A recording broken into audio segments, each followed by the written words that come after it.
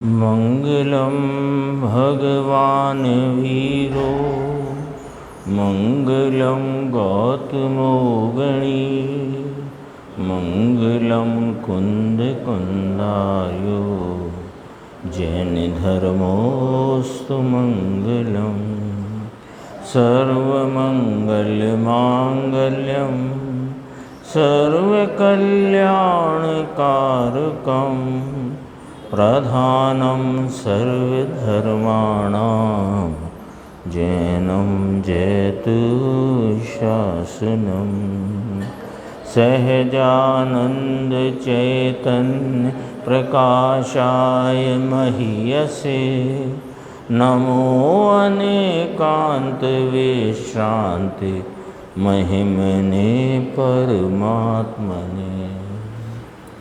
आचार्य कुंद कुंददेव द्वारा रचित पंचास्तिकाय संग्रह नाम का ग्रंथ है।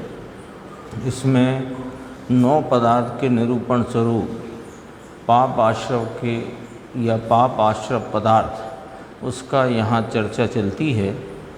और उसमें पाप आश्रव का हेतु रूप भाव उनकी बात की तो कहा 4 प्रकार की संज्ञाएं, 3 प्रकार की लेश्या, कृष्णनील का पोत और आर्त ध्यान, रौद्र ध्यान तथा अंतिम बिंदु इसमें था कि निष्प्रयोजन, व्यर्थ, शुभ कर्म से अन्यत्र अशुभ कार्य में दुष्ट रूप से लगा हुआ ज्ञान, यह भी पाप आश्रव का हेतु है।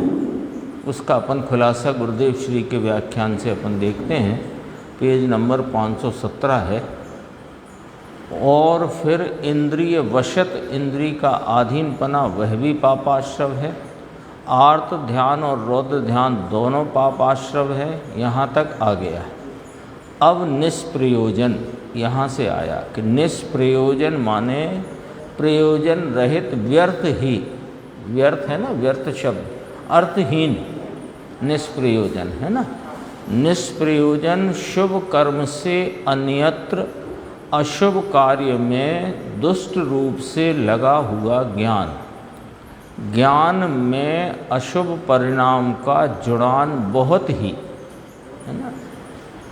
ऐसे विचार कर करके ऐसे संकलेश परिणाम ज्ञान में लगाओ है ना। ज्ञान में संकलेश नहीं होता, लेकिन ज्ञान के उपयोग वृत्ति वह अन्य ऐसे विषयों को जानने में प्रवर्ते जो अशुभ कहे गए हैं, अप्रशस्त हैं है ना। प्रशस्त तो देवगुरु धर्म हुए, 5 परमेष्ठी हुए, और धंधा, व्यापार, घर और समाज, देश, प्रदेश जो कुछ भी है, ये सब अशुभ हैं, अशुभ विषय हैं।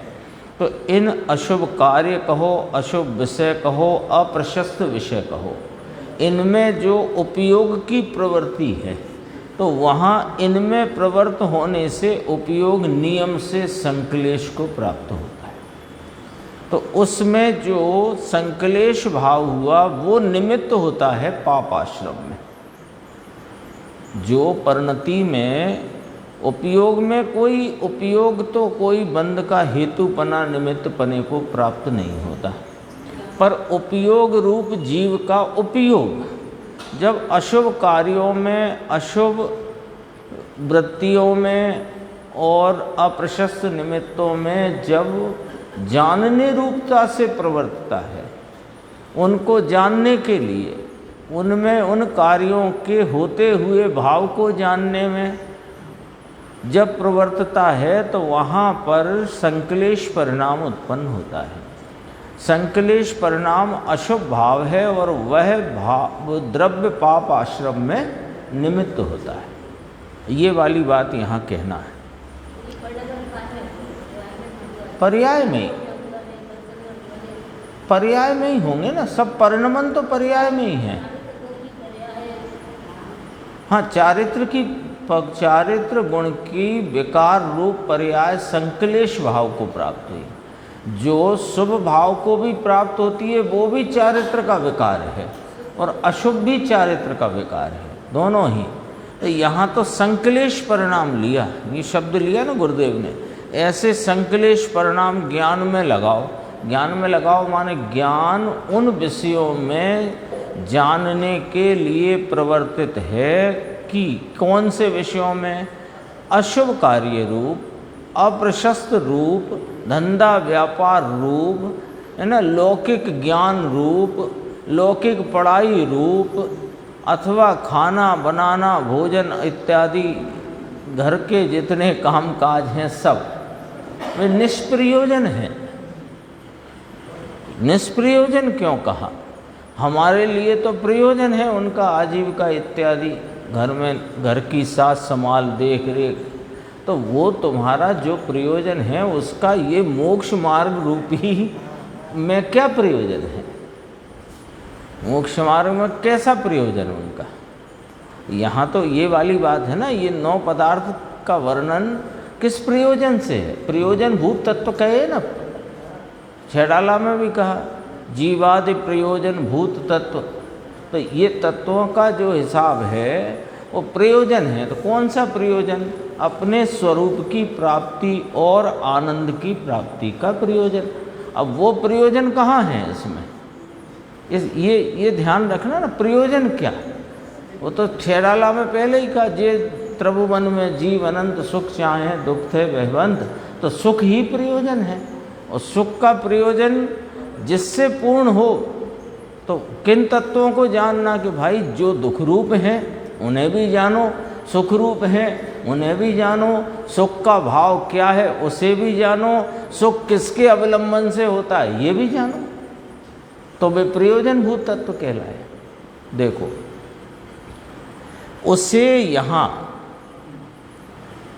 अशुभ परिणाम का जुड़ान बहुत ही यहीं से मिलाओ। ज्ञान में माने वर्तते हुए उपयोग के व्यापार में अशुभ परिणाम का जुड़ान बहुत ही, अशुभ भावों का वेदन और अशुभ निमित्तों का लक्ष्य, तो उसे जुड़ान कहा। तो उस ऐसे विचार कर करके ऐसे संकलेश परिणाम ज्ञान में लगाओ, माने ज्ञान संकलेश परिणाम में लगा, तो उसे यहाँ दुष्ट रूप से जुड़ा हुआ ज्ञान कहा गया है। उसका नाम पापाश्रव है। ज्ञान दुष्ट परिणाम के विचार में कैसा, ऐसे बनाना, ऐसे करना, मकान ऐसा बनना चाहिए, यूँ ऐसा बनना चाहिए, यहाँ ये लगना चाहिए, यहाँ ये नहीं लगना चाहिए, ये किधर हो गया, ये कलर सही नहीं है, आदि इत्यादि सारे विचार, ज्ञान की सारी प्रवृत्ति इसमें लगा हुआ, वह भी अशुभ परिणाम पापाश्रव का कारण, यानी द्रव्य पापाश्रव और स्वयं भाव पापाश्रव। द्रव्य पापाश्रव का कारण है निमित्त रूप, और स्वयं भाव पापाश्रव है। अपने को लगे ना हम बहुत ध्यान रखते हैं, तो तुम ध्यान रखते हो वो निरंतर पाप का परिणाम है। कहो समझ में आया? और खुलासा करते हैं, अपने ज्ञान की क्षयोपशम दशा, ऐसा पाप का विचार, कला और धंधा और उसमें विचार करने में लगा देना है ना। कोई हुनर, कला कोई चित्रकारी की हो या कोई प्रकार की हो, उसमें लगा देना, वह पाप परिणाम है। कहो पूनम चंद भाई क्या होगा ये, यानी विचार में ही नहीं आती ना ये वाली बात। तो इसे ये लगता है हिंसा, झूठ, चोरी, कुशील, परिग्रह यही पाप है। तो हम तो किसी की हिंसा नहीं करते, देखकर घर में सब, हम घर के झाड़ू बुहारी, साफ सफाई, भोजन बनाना करना, व्यापार में भी ऐसा व्यापार करते हैं जिसमें जीवादिक की हिंसा ना हो, अथवा हो तो बहुत ही न्यून हो। हम सब ऐसा व्यापार करते हैं, कोई हम कीड़ा मारने की दवाई बेचते नहीं, आदि इत्यादि। तो हम पाप नहीं कर रहे, तो कहा सुनो, तुम जो धंधा करते हो वो पाप ही है, क्योंकि तुम्हारे ज्ञान की वृत्ति वो बाहर में जा रही है। यानी दरअसल में यदि बहुत सीधी सीधी बात करें, कल अपन बात कर रहे थे कि ये राग कहाँ से आया, कि आत्मा की शांति को लूट कर आया है ना।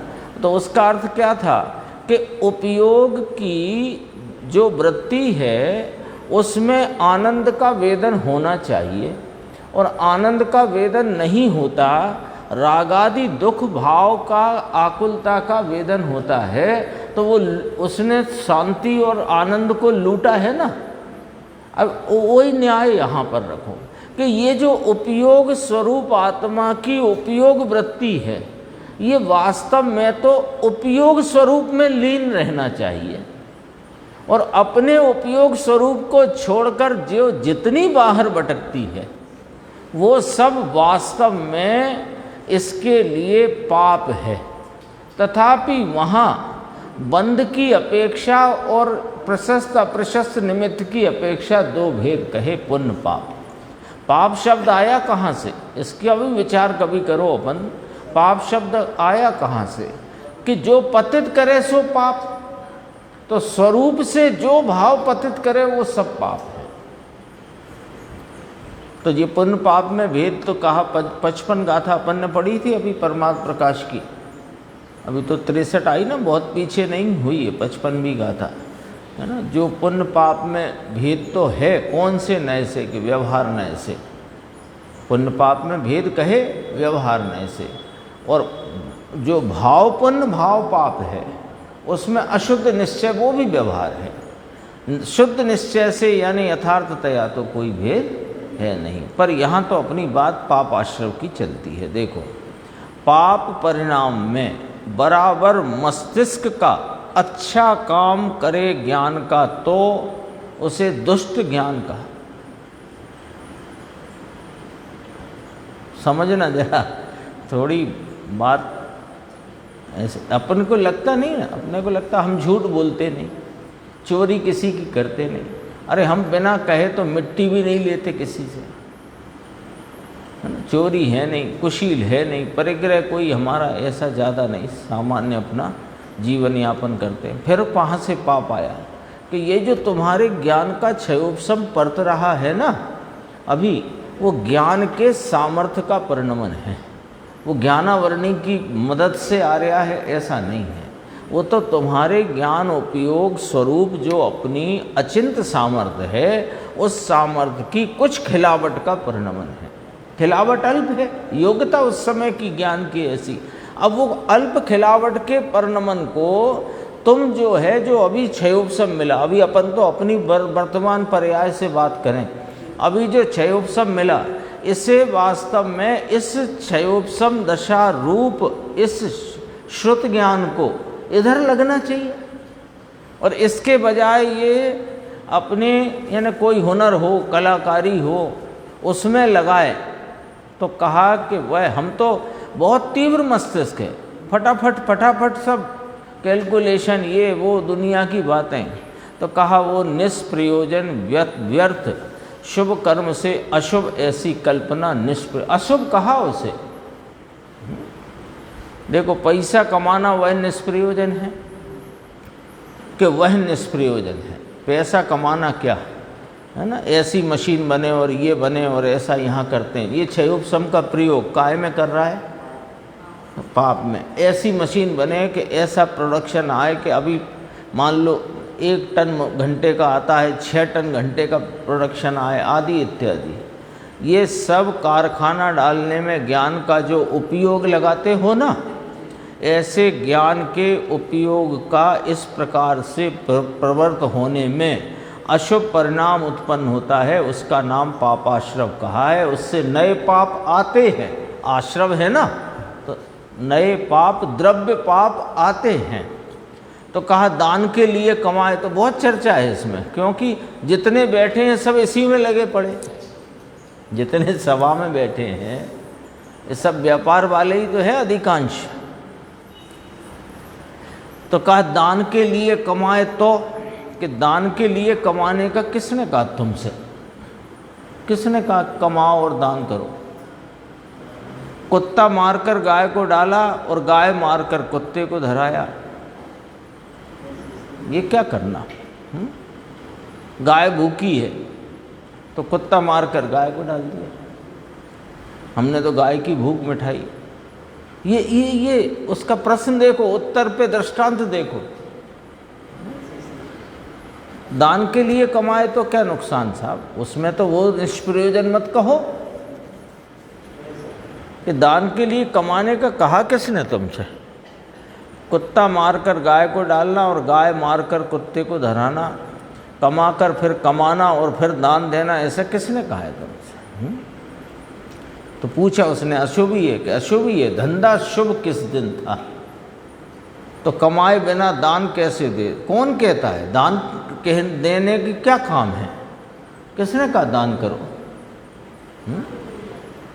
किसने कहा है दान करो? तो सहज देखो, अभी दान होता है तो उसका भी हिसाब समझ लो कि सहज पाप से आया हो, पाप बिना तो आया नहीं। वो पुण्य का उदय, वर्तमान का पाप, बराबर हिसाब रखना। पूर्व पुण्य का उदय, उसका निमित्त, उससे आया, और आया तो कमा के आया तो है ही पाप, लेकिन ये मेरा, ये भी पाप। उदय पुण्य का है, वर्तमान परिणाम पाप का है। अब उसमें कदाचित जो एकत्रित हो गया हो वर्तमान पूर्व के पुण्य के उदय में, वर्तमान पाप वृत्ति में जो कदाचित थोड़ा एकत्रित हुआ, उस समय कोई वर्तमान में राग मंद हो गया और दान का भाव हुआ, तो उससे पुण्य मंद होगा। कमाने, दान के लिए कमाऊं तो उससे पुण्य होगा, ऐसे नहीं समझना बात को बराबर। दान के लिए कमाऊं उससे पुण्य होगा, ये बात सैद्धांतिक गलत है। कमाना ही पाप है। अब वो पाप की वृत्ति से जो पूर्व के पुण्य के उदय के निमित्त से, वर्तमान पाप की वृत्ति से जो कुछ धन एकत्रित हुआ, उसे उस समय वर्तमान में कभी किसी समय राग मंद हुआ और वह तुम्हारे दान देने का भाव हुआ हो, तो उससे पुण्याश्रम है। धर्म का तो हिसाब किताब कहीं है ही नहीं। दान के लिए कमाऊं ऐसा कौन कहता है? स्टोव देश में आया है, दान के लिए कमाऊं फिर दान दूंगा, ये उपदेश ही इष्ट नहीं है। बोलो, आगे बहुत सारी चर्चा है, इसलिए ये छोड़ता हूँ मैं और आगे बढ़ता हूँ। 519 साधारण भाव करे तो, ऐसा पीछे से मिलाना देखो, ये यहाँ लिया। लड़कों की जवाबदारी है हमारे ऊपर, तो घर में 2-4 पुत्र पुत्रियाँ हैं तो उनकी जवाबदारी है कि नहीं हमारे ऊपर? कि जवाबदारी क्या, वो तो अकेला पाप ही है। ये जवाबदारी मानता है, ये भी पाप का भाव है। लड़का क्या करे? लड़का करे तो लड़के को पाप है क्या? लड़का करे तो लड़के को पाप, और तू लड़के के लिए करे तो लड़के को पाप नहीं, तेरे को पाप। ये पॉइंट कोई गंभीर आ गया। गंभीर माने अपने को ऐसे सादा विचार में, ये सामान्य विचार में मालूम नहीं पड़ती ये बातें। देखो, लड़के के लिए बनाने की, कमाने की कला अकेला पाप है, नए कर्म का बंध पड़ता है, पाप भाव है। कहाँ गए वासुदेव भाई, है ना? फिर नीचे कहा ऐसा करना, ऐसा करना, ऐसा करना और ऐसा करना। माल में मिश्रण करना क्या कहलाता? मिर्ची में बीज डालना, चावल में कणकी मिलाना, महा अशुभ परिणाम, बुरे भाव है ना? ये तो महापाप। फिर किसी ने कहा साधारण भाव करे तो, कि साधारण भाव करे तो भी वे पाप के भाव हैं ही, है ना? हम कोई मिलावट नहीं करते, बिल्कुल न्याय नीति का धंधा है। न्याय नीति का धंधा भी पाप। ये तो दुष्ट विशेष कहे ना, दुष्ट शब्द लिखा आचार्य अमृतचंद्र देव ने। ये तो तीव्र की बात चलती है। प्रयोजन अर्थात ये मुफ्त का ही करता है। निष्प्रयोजन शब्द लिया ना, मुफ्त का, ऐसा इसका अर्थ शुभ कर्म को छोड़कर, यहाँ शुभ कर्म को चूंकि पुण्य आश्रम में लिया है तो यहाँ मात्र अशुभ की बात करना है। अशुभ कार्य में दुष्ट रूप से जुड़ी हुई ज्ञान की कला का उपयोग, ऐसा ऐसे जोड़े जोड़े ऐसी कला और ऐसा करना, 50 लाख में लो तो 2 लाख लगाना, 2 लाख दूसरे में लगाना, है ना, ऐसे लगाना। करें अभी इस साल आमदनी अच्छी हो गई है, 20-25 लाख की है, 5-10 लाख खर्चा है, 10 लाख बढ़ती है, तो अब 10 लाख का इधर अपन ये इधर लगा दो, ज़मीन ले लो, यूँ कर लो, ऐसे कर लो, ऐसे कर लो। ये काय में गया? ये व्यवस्था करने पाप भाव की व्यवस्था है। डाले कौन और ले कौन, उसमें भाव यदि अपना क्षयोपशम का अनुभव हुआ, अनुभव माने क्षयोपशम का प्रकटपना, है ना। अनुभव शब्द का अर्थ वो हाँ ज्ञानानुभूति नहीं, पर क्षयोपशम की खिलावट, प्रकटपना, उसमें लगा देता है। दूसरे किसी को खबर नहीं पड़ती, ऐसा करो, ऐसा लाओ, ऐसा लाओ, ऐसा करो, है ना। यह सब कला का भाव मात्र अशुभ भाव पाप है। और सुनो, इसमें बहुत खुलासा लिया। शिक्षा की बात करी ना, ये यहाँ तो अभी ज्ञान में विकास है, क्षयोपशम है ना, अभी अपन वर्तमान पर्याय के संदर्भ से बात करते हैं। कुछ कुछ थोड़ा सीखा हो, 5-50 वर्ष तक पाप का सब अनुभव का लाभ, फिर दुकान पर बैठ के अपने तजुर्बे से बच्चों को सिखाए, ग्राहक से ऐसे बोलना, ये माल इधर से लाना, इसकी दिशावर ये है, इधर बिकता है, इधर से आता है, उन्हें कला में लगाना, ऐसा करना, सब अकेला दुष्ट पाप है। नए नए पाप के पिंड बनते हैं ना। पढ़ाई में लगाना तो का भटकने के लिए शिक्षा देता है। प्रश्न किया भटकने की, हाँ भटकने के लिए शिक्षा देता है, अपने को भटकने के लिए। तो उससे 4 गति में भटकना है, कहाँ जाना है, कहाँ अवतार करेगा, इसका भान नहीं है। इतना पाप कहो समझ में आया। एक ऐसी बातें आई इसमें कि हाँ, एक बार तो ऐसा लगे कि है क्या ये। और सामान्य रूप से, अब इसी कथन को थोड़ा ऐसा कहा, सामान्य रूप से न इतना कहा था। अब सभी 4 संज्ञाएं, 3 लेश्याएं, आर्त ध्यान, रौद्र ध्यान और दुष्ट निष्प्रयोजन दुष्ट कार्यों में लगा हुआ ज्ञान, इतने पॉइंट आए ना। फिर उन सब की बात को फिर यहाँ कहते हैं, सामान्य रूप से दर्शन चारित्र मोहिनी के उदय से उत्पन्न अविवेक रूप मोह, भान बिना का राग हो या मिथ्यात्व हो सब। अविवेक शब्द आया ना तो अपने आप स्पष्ट हो गया। स्वरूप के भान बिना का राग, मिथ्यात्व सब, यह भाव पाप आश्रव का विस्तार, वह भाव पाप आश्रव के परिणाम का विस्तार कहा है। यानी द्रव्य पाप आश्रव के विस्तार को प्रदान करने वाला है। पाप बंद होता है, नवीन पाप बंद, तो आश्रव हो तब बंद होता है ना। तो द्रव्य पाप आश्रव का विस्तार, विस्तार कौन प्रदान कर रहा है? कि ये भाव पाप आश्रव। कौन से भाव पाप आश्रव? तो सभी ले लेना, 4 संज्ञाएं, 3 अशुभ लेश्याएं, आर्त ध्यान, रौद्र ध्यान। आर्त ध्यान रौद्र ध्यान का भी कल बहुत विस्तार से वर्णन आया है ना। प्रिय के संयोग का, इष्ट के वियोग का, अपने रोग आदि से छुटकारा पाने का विचार, ये सब आर्त ध्यान है। उपरोक्त भाव पाप आश्रव रूप ये रह गया, उसे द्रव्य पाप का दान मिलता है। प्रदान करने वाला है ना, दान मिलता है।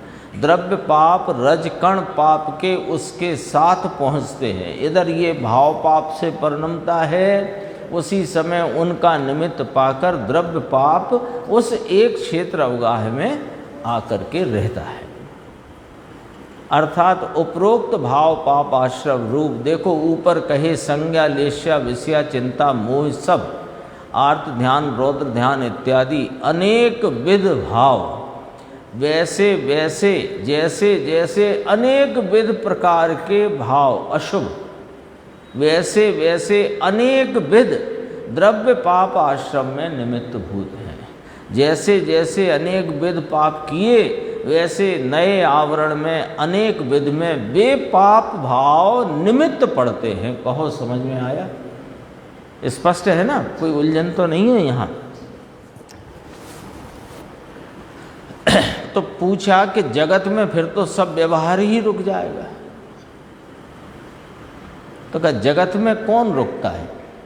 जगत में तेरी अटकन वाला उत्पाद है ना, तेरे को जगत में अभी अटकना है, तो अटकने के लिए का बेभानपना मिथ्यात्व का भाव पाप आश्रव चल रहा है ना। ऐसा यहाँ तो कहते हैं अरे जगत तो चलता ही है। जगत किससे चलता है? तुझसे चलता है क्या? और फिर देखो, फिर दान की बात फिर याद करी कि फिर गुरुदेव ने ये है ना प्रश्न छपे नहीं है क्योंकि वो दूर से बोलते हैं तो समझ नहीं आते ना, उसमें रिकॉर्डिंग में नहीं आए। दान दे तो ना दे आजीविका होती है तो उसमें क्या? आजीविका होती है तो उसमें है तो पाप नहीं होते, उसमें तुझे क्या 50 रुपये मिले तो 5 रुपये ध्यान दिए, परंतु ऐसे विशेष पाप करके करना ये भाव है नहीं, है ना। फिर नीचे लिया, ये भी पाप है, न्याय से करे वह भी पाप है। पाप वह तो तीव्र मंद की बात है, वह भी पाप है, यानी बहुत अन्याय अनीति से करेगा तो तीव्र पाप है, न्याय नीति से करेगा तो मंद पाप है। पाप तो है ही, उससे पुण्यबंध होता हो न्याय नीति से, ऐसा नियम वस्तु स्वरूप के सिद्धांत में है ही नहीं। न्याय से कमाए परंतु पाप है ना अकेला बस। ऐसे पुत्र के लिए, इज्जत के लिए, खाने के लिए, पीने के लिए कमाता है, मात्र पाप है। सब आ गया। पुत्र के लिए कमाए, अपनी इज्जत आबरू के लिए कमाए, खाने पीने आजीविका के लिए कमाए, मात्र पाप है। कितनों को तो ऐसा पागलपन हो जाता है कि 24 घंटे धंधे में लवलीन, 24 घंटे लवलीन, रात में स्वप्न भी ऐसे आए, है ना। कपड़े की दुकान हो तो अब स्वप्न में आया कपड़ा बेच रहा हूँ मैं, तो चद्दर ही फाड़ दे स्वप्न में, लिखा है इसमें। फिर अपना कपाल फाड़ डाले, है ना, कपड़े फाड़े, स्वप्न में भी वही चले। क्योंकि जो चलता है ना चित्त में वही आता है। देखो एक और बात आई, ये भी थोड़ा समझना।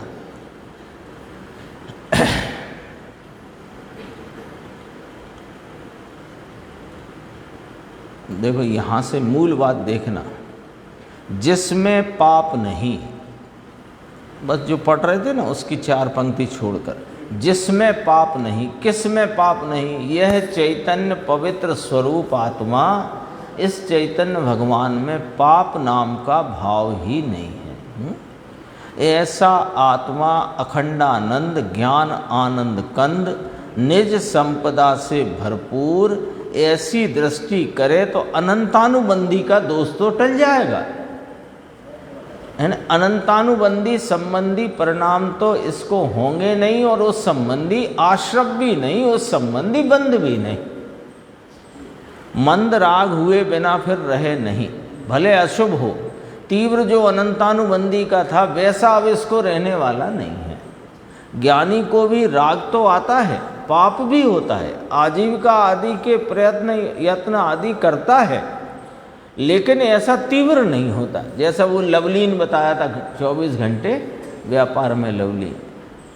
अपना ज्ञायक भाव, शुद्ध स्वभाव की दृष्टि की अधिकता के कारण अपना यह ज्ञायक भाव पुण्य पाप भाव से रहित शुद्ध पवित्र चैतन्य स्वभाव, इसकी दृष्टि और उसकी अधिकता, अधिकता का अर्थ है यहाँ भिन्नता। सब पापादि भाव परिणति में होने पर भी उनसे भिन्न अपने स्वरूप पर दृष्टि रहने से विकार की तीव्रता के परिणाम उसे नहीं होते। एक दिन एक प्रश्न आया था ज्ञान गोष्ठी में, मुझे याद आ गया इस समय। किसी ने पूछा कि साहब ये पुण्य पाप के जो भाव हैं, शुभ राग अशुभ राग, ये भी योग्यता प्रमाण होते हैं, है ना। तो योग्यता प्रमाण है, तो अब ये योग्यता प्रमाण होते ही रहेंगे, तो फिर इन पुण्य पाप भावों से रहित होकर पूर्ण वीतरागता का भाव कैसे होगा। पुण्य पाप तो शब्द यहाँ चल रहा है इसलिए बोला शुभ अशुभ राग है, तो शुभ अशुभ राग से भिन्न होकर पूर्ण वीतरागता कैसे होगी। तो गुरुदेव ने उसका जवाब दिया, जो जवाब यहाँ आया है कि यह अखंडानंद अपना चैतन्य महाप्रभु, जिसमें पुण्य पाप शुभ अशुभ भाव का अंश भी नहीं, ऐसा वह पवित्र स्वरूप उसकी दृष्टि करने पर और उसमें ही एकाग्रता स्थिरता करने पर वे योग्यताएं भी स्वतः खत्म होती जाती हैं। तो वे जो शुभ अशुभ राग होते अपनी योग्यता से हैं, लेकिन वो योग्यता ही अब धीरे धीरे ऐसी मिटती है कि योग्यता ही शेष नहीं रहती कि इसके परिणाम में राग आदि उत्पन्न हो। अरे आनंद और शांति और परिपूर्णता के भाव उत्पन्न होने की योग्यता हो जाती है। तो फिर किसी ने पूछा, एकत्व बुद्धि से उसे पाप नहीं होते? पुण्य होता है वो भी एकत्व बुद्धि नहीं उसमें, है ना। फिर किसी ने पूछा कि साहब जैसे कुछ पूछा होगा, तो गुरुदेव ने कहा, मैं आगे का पढ़ूंगा, कि जैसे एक व्यक्ति है घर में कमाने वाला है और 10 उसके परिवार के सदस्य हैं, तो 10 लोगों के लिए कमाता है। उसने जो कुछ कमाया उसमें से समझो 10 भाग पड़ते हों, तो 10 को पाप लगेगा कि नहीं? बहुत गजब का है ये न्याय वस्तु स्वरूप का। 7 भाई और 6 बहुएं, बड़ा परिवार। तो कहा कि साहब रुपए के तो भाग पड़ते हैं ना, कि रुपए के भाग पड़ते हैं, पाप के नहीं पड़ते। इसने बहुत अपने अब वहीं से चलो जो बात चली थी, अपने वर्तमान ज्ञान के क्षयोपशम रूप उघाड़ का उपयोग प्रयोग इसने जो व्यापार में लगाया, उस व्यापार में लगाकर मान लो साल में 1 करोड़ कमाया और उसके 10 भाग पड़े, तो उस 1 करोड़ कमाने में जितने इसने भाव पाप किए उतना वह निमित्त हुए द्रव्य पाप आश्रव के। तो वो पाप आश्रव इसके एक क्षेत्र अवगाह में आए, 10 भाग पड़े, हमने तो 10 के लिए कमाया कि ना, ये हिसाब नहीं चलता यहाँ, है ना। पाप संलग्न अकेला ऐसे रुपए के भाग पड़ गए, तूने 1 करोड़ कमाए, 10-10 लाख के 10 भाग पड़ गए, पाप के भाग नहीं पड़ेंगे। पाप तेरे खाते का तेरे खाते में, पाप संलग्न अकेला ऐसे। 20 खाएं तो कमाने के अकेले के पाप का अकेला एक भागीदार है। 20 भाग नहीं होते। खिलाए कौन? कौन खिलाता है? खाए तो भी खाने वाले का भाव भिन्न। एक दीपक में से दूसरा दीपक कब होता है? दूसरा भिन्न है। ये दृष्टांत दिया कि बच जाए उसमें से, कि नहीं नहीं नहीं, कहाँ बच गए? बच नहीं सकता। वह भी खाने वाले के पिताजी ने अच्छा कमाया। अभी और देखो आगे कि वो बच्चा कहे कि हमारे पिताजी बहुत कमाते हैं, बढ़िया, अच्छा और कमाई बढ़े इनकी, अनुमोदन करे, तो ये पाप उसका, बच्चे का, कि अनुमोदन है, कि अनुमोदन का पाप उसके पास रहा, अनुमोदना वाले के पास। खाने का भाव पाप है या नहीं, भोगना भोगना, हमारे पिताजी ने कमाया, बहुत ही अच्छा किया, और कमाई हो, यह भी पाप परिणाम है। उसका भिन्न पाप और इसका भिन्न पाप, यहाँ हिस्सा पड़ गया है ना। कई बार ऐसा होता है। अब अभी देखना बड़ा अटपटा सा है। मान लो कि कोई शहर का व्यक्ति है ना, समझो कोई भी, वो व्यक्ति अपने स्वयं के इस वर्तमान ज्ञान के उघाड़ रूप क्षयोपशम को धंधे रूपी कार्य में जोड़ता है, लगाता है, और हम यहाँ बैठे बैठे हमें वो 1 नया पैसा नहीं देता, 1 पैसा नहीं देता, तो भी हम अनुमोदना करते हैं, अरे वाह वाह वाह, तुम्हारा धंधा और चले, तो उसका पाप तुम्हारा, और उसके बेटे को उसका हिस्सा मिले और उसे अनुमोदना ना हो उसकी, तो उसका पाप पिताजी का। ऐसा हिसाब है। बेटे को अनुमोदना नहीं करे, नहीं कराए नहीं, अनुमोदन करे नहीं, और पैसा उसे मिले तो वो उसका पुण्य का उदय, और कमाने का पाप उसके खाते नहीं। और जिसको एक पैसा मिले नहीं, लेकिन हमारे पड़ोसी हैं या मित्र हैं या इनके तो और बरकत हो, और कमाए, और बढ़िया हो, तुम खामोखाम पाप ले बैठे। इसे निष्प्रयोजन उपयोग को दुष्ट रूप से अशुभ भाव में जोड़ना, ऐसा कहा। इसे द्रव्य पाप आश्रव का एक कारण गिनाया इन कारणों में। सोचेगा पाप नहीं, पाप का उदय नहीं, पाप परिणाम जो किया उस परिणाम अकेले ने किया, उसके निमित्त से जो द्रव्य पाप आश्रव हुआ उसको वह भागीदार एक, और उसके कमाए पैसे के 10 हिस्से हों, और वे उस पाप यानी उस प्रकार अपने ज्ञान को कृत में नहीं, कारित में नहीं, अनुमोदना में लगाए नहीं, तो वो उसके पुण्य का उदय से उसे आया है, वो वर्तमान पाप का उसे आश्रम नहीं।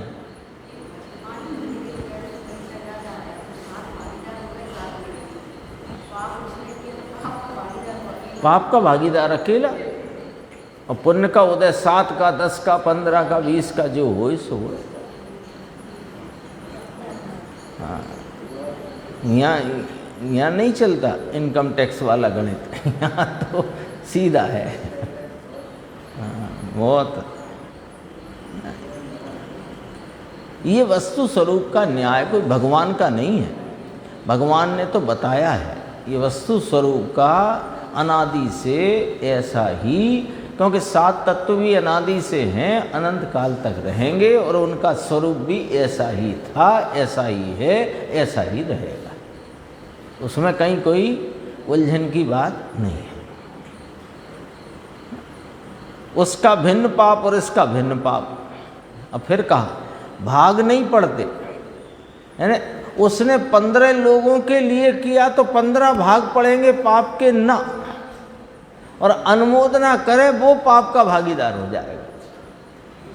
ये यहाँ तक चर्चा थी इसकी। इसके बाद 141 गाथा है। ये गाथा भी थोड़ी अटपटी है, अपन प्रारंभ करते हैं। देखो, इंद्रिय कषाय सन्ना निगहिदा जेहिम सुट्टुमग्गमहि जावत्तावत्तेसिं पिहिदं पावासवच्छिद्दम् कषाय संज्ञा इंद्रियों का निग्रह करे सन मार्ग से, वह मार्ग ही संवर कहा आश्रव निरोधक भाव से। संवर को आश्रव निरोधक भाव कहा। अब देखो थोड़ा अटपटा क्या है, इसकी टीका की पहली पंक्ति पढ़ते हैं कि पाप के अनंतर होने से पाप के ही संवर का यह कथन है। ये जो संवर की व्याख्या प्रारंभ की, वो पाप आश्रव, पहले पुण्य आश्रव की बात की थी, फिर पाप आश्रव की बात करी, अब आश्रव के बाद संवर की बात करते हैं। तो पाप आश्रव के तुरंत बाद जब संवर की यहाँ चर्चा आचार्य कुंद देव ने करी, तो उन्होंने पाप के संवर की बात करी। ऐसे तो शुभ अशुभ दोनों ही आश्रव, पुण्य पाप दोनों ही आश्रव, उन आश्रव के निरोध को संवर कहा। तथापि यहाँ पाप के भाव का संवर होने को भी संवर कहने में आया। अब और एक इसमें पॉइंट, ये संवर भी यानी पाप का, कहते हैं ना अशुभ का तो संवर हुआ कम से कम शुभ भावों से। ये चर्चा भी आती है कि शुभ भाव, मान लो हम धंधा व्यापार छोड़कर और घर गृहस्थी छोड़कर देव गुरु शास्त्र की आराधना में, स्वाध्याय में, वस्तु तत्व के चिंतन मनन में जितना उपयोग हमारा लगा, उतना अशुभ का तो संवर हुआ ना। ये तो बात इसी यही गाथा है। तो इतना अशुभ का संवर तो मानेंगे ना कि ना, जब तुम्हारी परिणति में दोनों प्रकार के आश्रव का संवर हुआ हो, तो जब अशुभ का संवर, अशुभ का संवरण माने अशुभ आश्रव या पाप आश्रव नहीं, तो उसे पाप का संवर कहेंगे। बात ख्याल में आई कि नहीं आई? यहाँ क्या कहना चाहते? हाँ, बहुत अटपटी सी है गाथा, समझना ऐसे कि कोई ऐसा माने कि मैंने आत्मा का भान तो है नहीं अभी, लेकिन आत्मा की जिज्ञासा में, आत्मार्थी पने में, देव गुरु शास्त्र की शरण में, उनकी भक्ति बहुमान, उनके गुणानुवाद में, उनके कहे उपदेश को सुनने, समझने, सुनाने में, मंथन में, विचार में जो उपयोग लगा, तो मेरे कम से कम पाप का संवर तो हो गया। तो कहा रुको, ऐसा नहीं, ये जो पाप का संवर कहा गया, ये तो जिसकी परिणति में संवर नाम शुद्धता का अंश जागृत हुआ है।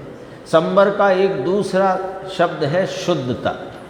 तो जिसकी परिणति में शुद्ध स्वरूप के आश्रय से पुण्य पाप दोनों आश्रमों का निरोध होकर के संवर प्रकट हो गया है, उसके अभी उपयोग की बहिर्मुख वृत्ति में जो पापादि में उपयोग न जाकर ये प्रशस्त निमित्तों के लक्ष्य में जाता है, तो उसको ये अशुभ का संवर कहने में आता है, अज्ञानी को नहीं, ज्ञानी समकिति को।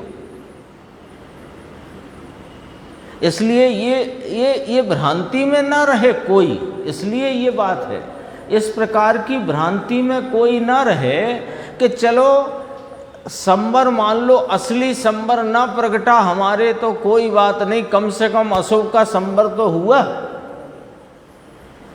ये भ्रांति ना पालना, इसलिए ये बात स्पष्ट करते।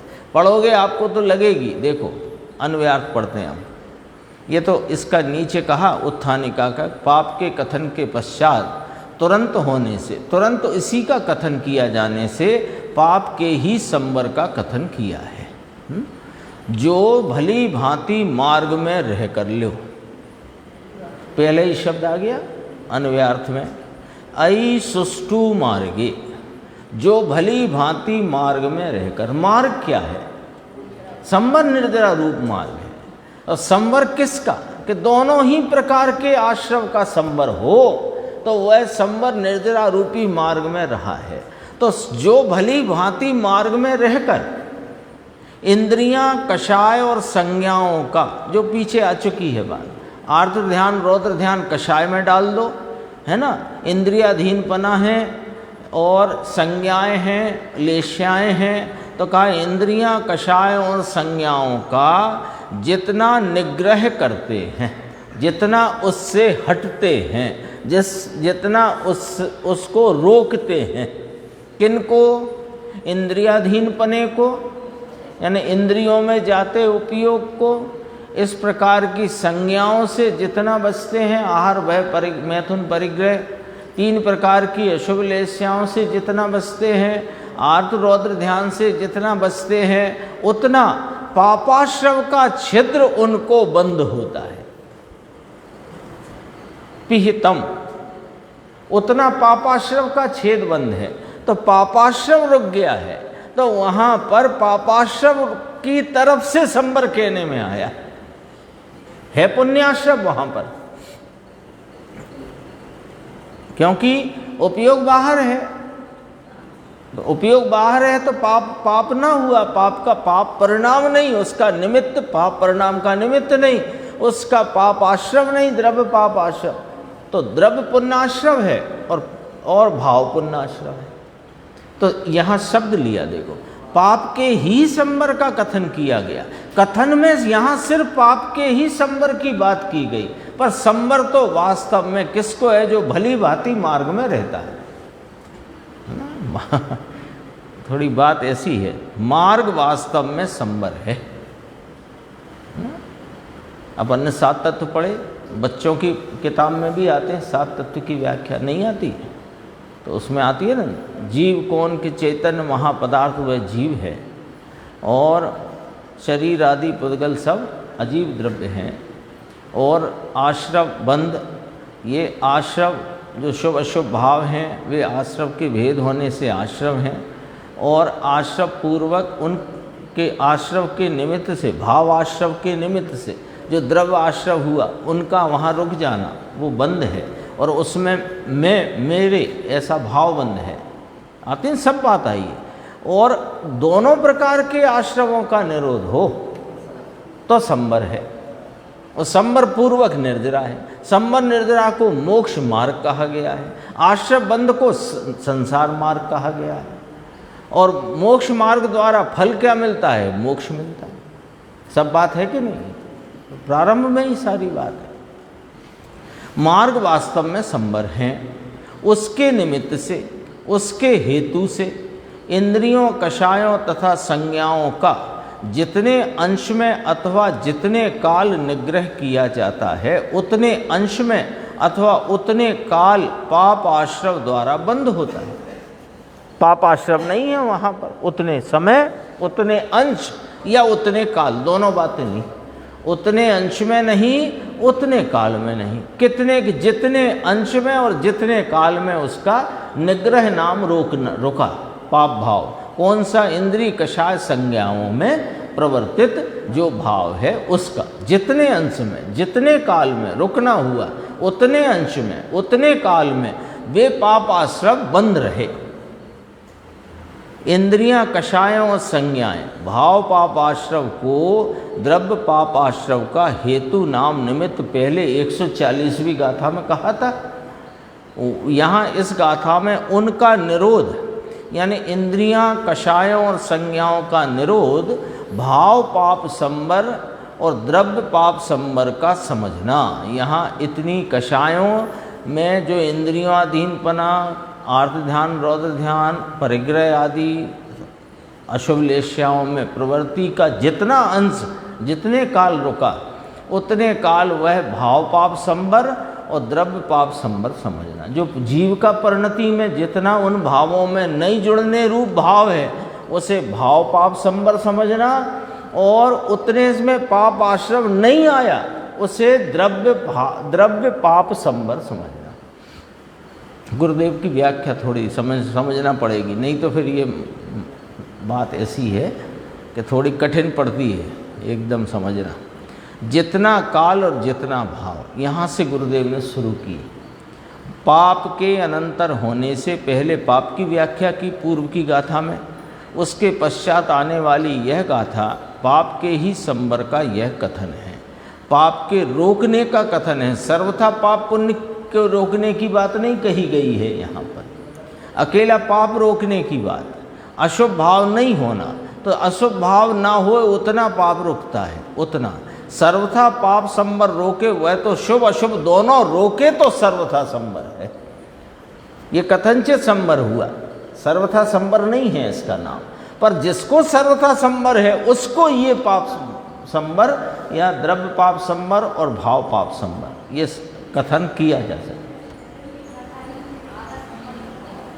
नहीं। हाँ, आधा नहीं, बिल्कुल ही नहीं कहेंगे। हाँ, उसमें ऐसा आया था कि उसने पुण्य पाप में एक पाप को हे किया, तो आधा तो उसने हे कर लिया ना, अब आधा ही हे रह गया है, ये आया था। तो कहा कि उसने कुछ ही हे नहीं किया, कुछ भी हे नहीं किया। आया था कि पुण्य पाप दोनों ही बंध के संसार के हेतु हैं, दोनों हे हैं, ऐसा जानकर एक ज्ञायक भाव को उपादेय करे तो वे दोनों हे हुए। तो उसने कहा कि यदि ज्ञायक भाव तो उपादेय किया नहीं लेकिन पाप को हे कर लिया, पाप को त्यागने योग्य किया, तो आधा हे बना तो हो गया कि नहीं, जब तक स्वरूप उपादेय नहीं हुआ तब तक कुछ भी हे नहीं हुआ। हाँ, तो सर्वथा पाप संवर नहीं, सर्वथा संवर हो उसको जो पाप आदि का संवर माने रुकना हो तो वो पाप का रुकना कहा जाए। कथनचित संबर नहीं, कथनचित संबर का अर्थ यहाँ खड़ा ही नहीं, नीचे पढ़ता हूँ ना मैं, आपको पता लगेगा। पाप का संबर सम्यक दृष्टि की बात है। हो, ज्ञानी को पाप का संबर होता है, अज्ञानी को तो पाप का संबर ही नहीं होता। अब कथनचित भी कहाँ से लाए? कथनचित भी शब्द किसको लगा? कि जिसकी परिणति में सर्वथा संबर है, जिसकी परिणति में अपने स्वरूप के उपादेयता से, स्वरूप की दृष्टि से भेद ज्ञान पूर्वक जिसने अपने स्वरूप का आलम्बन लिया, उसके संबर प्रगटा है। उसके अब जो उपयोग बाहर में जाता है और अशुभ में नहीं जाकर शुभ में जाता है, तो उस उतने अंश में उतने काल उसको पाप का संबर कहने में आया है। ज्ञानी धर्मात्मा को बात बराबर समझना पड़ेगी। तो कहा अज्ञानी को तो होता ही नहीं। अज्ञानी को कदाचित ऐसे नौवे ग्रेविक गया तो पाप भाव से तो छूटा है, तब तो नौवे ग्रेविक गया ना, पुण्य बंद किया, उसके ही फल में गया ना, तो उसको पाप संबर हुआ क्या? कि बिल्कुल नहीं हुआ। द्रव्यलिंग अवस्था में जितना पुण्य परिणाम हुआ, उपयोग भी उसने तत्व मंथन, तत्व विचार में ही लगा के रखा। 11 अंग 9 पूर्व का पाठ ही हुआ, तो उसके तो पापों का संबर हुआ कि बिल्कुल नहीं हुआ, अंश में हुआ कि अंश में भी नहीं हुआ। तो इसमें तो लिखा है कि उसमें पहले की लाइन क्यों भूल रहे हो? भली भांति मार्ग में रहकर, है ना, सुष्टु मार्गे। देखो गुरुदेव की व्याख्या, अज्ञानी को नहीं होता। फिर पूछा उसने, साहब अज्ञानी को नहीं होता? कि अज्ञानी को कहाँ संबर फंबर है? मिथ्यात्व का आश्रम आ रहा है ना। अब मिथ्यात्व को बताओ कौन से आश्रम में डालना है? पीछे प्रश्न आ गया था, मिथ्यात्व कहाँ आता है साहब 9 तत्वों में? तो कहा आश्रम बंद में आता है ना भैया, और पापाश्रम रूप है, पाप बंध रूप है। मिथ्यात्व कोई शुभ बंध है क्या? मिथ्यात्व कौन से बंध में लेना? अशुभ बंध में, पाप बंध में आएगा ना। और मिथ्यात्व का आश्रम काय में आएगा? पाप आश्रम में आएगा ना। तो मिथ्यात्व तो आ ही रहा है, तो मिथ्यात्व आ रहा है तो संबर कहाँ से लाया? तो पाप आश्रम, मिथ्यात्व आ रहा है, मिथ्यात्व परिणति में है, उसके निमित्त से मिथ्यात्व का बंध है कि नहीं? ये बात ख्याल में है कि नहीं? परिणति में मिथ्यात्व है तो उस परिणति में जो भाव मिथ्यात्व है उसके निमित्त से मिथ्यात्व बंध है कि नहीं? तो मिथ्यात्व का आश्रय है कि नहीं? अब तुम कह रहे हो कि हमारा उपयोग अशुभ में नहीं गया, तो उतने हमारे अशुभ का संबर मान लो। हम तो कैसे मान ले? पाप आश्रय तो आ ही रहा है। पाप आश्रय का संबर हुआ होता तो मान लेते। समझ में आई बात? बिल्कुल नपी तुली बात है, लॉजिक से बात है, हम मान लेते। पर पाप आश्रम रुके तो माने ना। पाप आश्रम रुका कहाँ है? ज्ञानी के रुका है। ज्ञानी के मिथ्यात्व रूपी बंध नहीं, और उसकी अशुभ में जितने अंश में उसने अशुभ में निग्रह किया है, रुका है, उतने अंश में उतने काल उसको शुभ भाव है, पाप बिल्कुल नहीं है। और मिथ्या दृष्टि को तो निरंतर पाप है। तो पाप आश्रम का रोकना तो हुआ ही नहीं, निरोध तो हुआ ही नहीं। अज्ञानी के नहीं चलेगी ये बात। इसलिए जहाँ कभी चरणानी योग आदि ग्रंथों में, अन्य कोई सिद्धांत ग्रंथों में ये बात पढ़ने में आए कि जितना अशुभ में उपयोग जाने से रोकता है, उतना वो पाप आश्रम का निरोध होने से पाप संबर है, इतना संबर तो कहो कि हाँ ज्ञानी को कहा जाता है, अज्ञानी को नहीं। क्योंकि एक और बात बिल्कुल गांठ बांध लो, चरणानी योग में जितनी व्याख्या है वो सब ज्ञानी के विशेष स्थिरता होने की बात की व्याख्या। अज्ञानी की तो वहाँ चर्चा ही नहीं है ना। हाँ, अज्ञानी को तो नॉट एप्लीकेबल है वो। भले वो कषाय की मंदता में उस प्रकार के भावों में प्रवर्तता हो, लेकिन वे चरणानि योग की कोटि परिभाषा में आते ही नहीं है। कोई कोई कहता ना उनका चरणानि योग तो बहुत अच्छा है, अब है ही नहीं तो बहुत अच्छा कहां से है ना? मिथ्यात्व का पोटला है माथे, अब चरणानि योग तो बहुत अच्छा है। आप उनका चरणानि योग तो देखो, उनके जरा बाह्य चारित्र को भी तो देखो। अब हम तो देख लें भैया, पर वो जो मिथ्यात्व साथ में चल रहा है उसका क्या? तो मिथ्यात्व से पाप आश्रम है कि नहीं बोलो से, अब करणानि योग में आओ। मिथ्यात्व से पाप आश्रम है कि नहीं है? तो पाप आश्रम रुका ही नहीं है तो पाप संबर कहें कैसे? लॉजिक से बात है। तो देखो फिर प्रश्न किया है ना, मिथ्यात्व का आश्रय आता है, और मिथ्यात्व क्या है उसको सुनो। उसका मिथ्यात्व का भी एक लक्षण विशेष सुन लो कि मिथ्या दृष्टि राग में ठीक मानता है, यानी शुभ राग में धर्म मानता है, पाप में मजा मानता है। हमें बहुत ही अनुकूल है, अब हमने तो मजे छोड़ दिए। समझना जरा इसकी बुद्धि कैसे चलती है अज्ञानी की। जब तक ये चैतन्य भगवान की महिमा नहीं, रुचि नहीं, इसको प्राप्त करने की अंदर में कोई वास्तविक जिज्ञासा नहीं, धगस ही नहीं, वास्तविक शब्द लगाया मैंने, है ना। तो वो क्या करता है कि वो शुभ राग में धर्म मानता हुआ अशुभ जो खाने कमाने भोगने के भाव हैं उन्हें मजा मानता है, और ये मानता मैंने मजा छोड़ दिया है।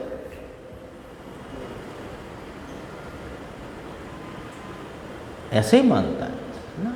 तभी तो कहते हैं एक बार बिना कपड़ों के ठंड में रह के तो देखो, यानी कपड़ों में रहना अनुकूल है, और उस अनुकूलता को हमने छोड़ा है या किसी ने छोड़ा है, तुम नहीं छोड़ सकते। तो बताओ उसने शुभ राग में नर्म माना और पाप में भी मजा माना है कि नहीं माना? क्योंकि दोनों एक साथ चल रहे हैं, उसके एक साथ चल रहे हैं। भले वो उस मजे में नहीं प्रवर्त रहा, लेकिन मजा मान रहा है, क्योंकि मैंने छोड़ा है ना ये सब। मैंने घर गृहस्थी छोड़ी है, कपड़े वस्त्र आदि छोड़े, आदि जो जो भी हो, जिसका जैसा हो। तो मुमुक्षु ने फिर प्रश्न किया, पाप के घटने से अशुभ तो घटता है कि हाँ अशुभ घटा है, पर संवर नहीं हुआ है। गुरुदेव का देखो स्पष्टीकरण चूक नहीं सकता है। पाप के घटने से अशुभ घटा है कि हाँ घटा है ना। हम कब कह रहे हैं कि अशुभ बढ़ा है? अशुभ घटा है, लेकिन संवर नहीं हुआ है। फिर देखो गुरुदेव ने टीका की प्रथम पंक्ति पढ़ी, मार्ग वास्तव में संवर है। देखो भाषा, मार्ग तो वास्तव में संवर है, मोक्ष का मार्ग तो वास्तव में संवर है, आश्रम तो वास्तव में बंध का मार्ग है। ये तो स्पष्ट व्याख्या है। यहां संवर है, देखो क्या कहा, जितना उसमें मिथ्यात्व और राग देश रुक जाए और सम्यक दर्शन में अरागी प्रवृत्ति हो, है ना, वही एक संवर मार्ग है। मिथ्यात्व रुके और अशुभ राग रुके, अरागी प्रवृत्ति हो, राग देश दोनों लिए, मिथ्यात्व शुभ अशुभ राग दोनों रुके, तब अरागी प्रवृत्ति हो। अरागी प्रवृत्ति माने वीतराग भाव का अंदर में उदय हो, उदय नाम उदित हो, जागृत हो। जब अंदर में वीतराग भाव कैसे जागृत होगा? शुभ भाव से होगा क्या? शुभ और अशुभ दोनों का लक्ष्य छोड़कर पर्याय की जो एक समय की वृत्ति है उसका भी लक्ष्य छोड़कर त्रिकाली गायक ध्रुव ज्ञा भगवान को जब लक्ष्य करेगा तो परिणति में वीतरागता की प्रवृत्ति होती है, वीतरागता का जागरण होता है। वह एक संवर रूपी वास्तविक मार्ग है। बाकी कोई संवर मार्ग मोक्ष मार्ग है नहीं। कहो समझ में आया? शुभ में भी ये लोग लगाते हैं कि शुभ में भी लोग कहते हैं संवर है, अशुभ का तो संवर है। यहाँ तो मार्ग वास्तव में संवर है। ये है ना पाठ में, मार्ग आत्मा में। शुद्ध चैतन्य स्वरूप पुण्य पाप के राग रहित अपने स्वभाव का अंतर पूर्णानंद को दृष्टि में स्वीकार करके स्वरूप सन्मुख की सावधानी करके जीतना, लीन होना, वही एक संवर मोक्ष का मार्ग है। समय हो गया, शेष चर्चा अपन आगे करें।